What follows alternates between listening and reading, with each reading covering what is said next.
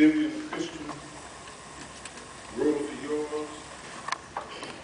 One of them taught me the story, Bishop, of Rip Van Winkle. You all probably remember him. He went up on the mountains in the Berkshires and he slept 20 years. On his trip to the mountains, Revelation, he passed a little inn by the side of the Hudson, and above the door of the inn was a man that he recognized to be King George, the King of England. 20 years later, when he came down from that mountain, he passed that same little lazy inn by the side of the Hudson, and he saw a picture of a man above the door that he failed to recognize. Because of his appearance, people did not speak to him, they shunned him. But one patron coming from the inn felt sorry for him and said, "Why, sir, the man that you inquire about is George Washington, the first president of the United States of America." So, Bishop, what is important about this statement is that Rip Van Winkle not only slept for 20 years, but he slept through a revolution. Thus, today, our topic, remaining awake through a moral, social, and religious revolution. To the president of the North Carolina State Conference of branches of the NAACP, I wish you greetings. To the president, officers, and board members of the Stanley County branch of the NAACP, I wish you and extend to you my greetings.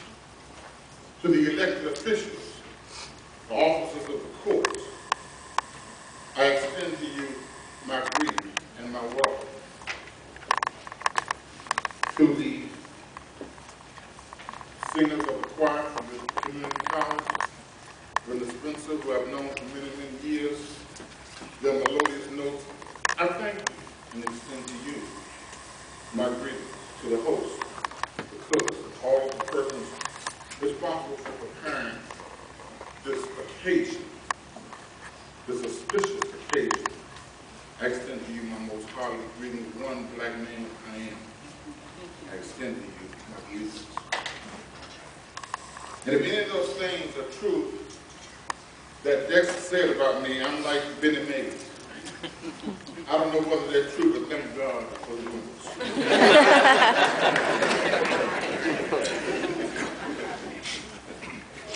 I'm not going to say this, but Bishop Richardson came by my table several times and threatened me. And when I speak anywhere, whether it's an NAACP affair, whether it's for 4,000 or 5,000 people at the National Congress of Black Churches, always think about Charles Wesley. I've done this for you here. Charles Wesley was a great Methodist hymnal. And he wrote a song, A Charge to Keep. A charge to keep I have, a God to glorify, a never, never, ever dying soul to save, and fit for the sky. To serve this prayer days, my calling to fulfill, but all my power and engaged to do my master's will. Teach me, O Lord, to watch and pray, and on thy strength rely. By faith assured I will obey, for I shall never ever die. Today we sit here in a building that has many memories to me. I think about Roosevelt Garland's father who poured the concrete for this building. Mom insisted that this building be built by black people. He was one of the first contractors, white, to do a job of this size. It may not mean much to some people, but Kingville was one of the first black schools that had Southern Association accreditation. Because my uncle was on the board of A&T and he knew where to find these teachers, and he knew to keep them here, they would have to be accredited.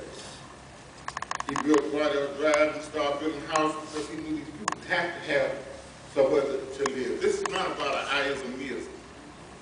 This is a we-ism, us-ism. But if you don't think that segregation was real, then you're sleeping through a revolution.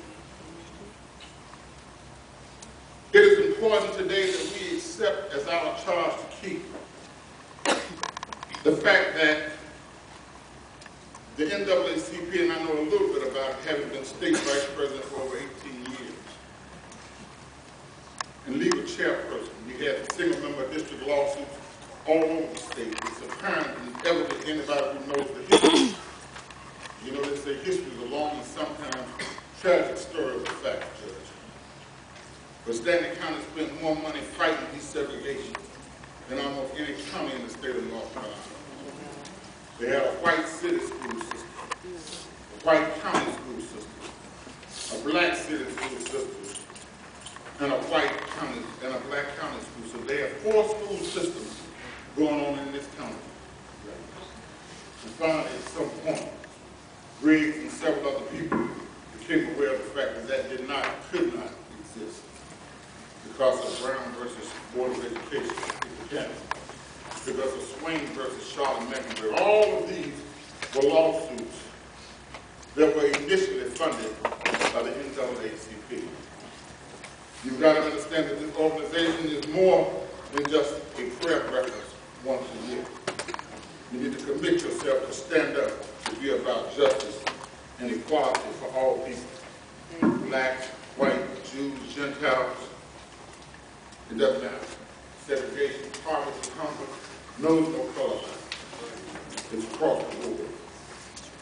The stars of the ancient Bible ministers, such as Moses out of Egypt, Nehemiah out of Persia, the Pilgrim Fathers of England, Washington out of colonial America, Frederick Douglass and Harriet Tubman out of the Confederate America have had their numbers enlarged in all ranks for the ugly head of oppression, for scripture, tyranny, and injustice and equality exist.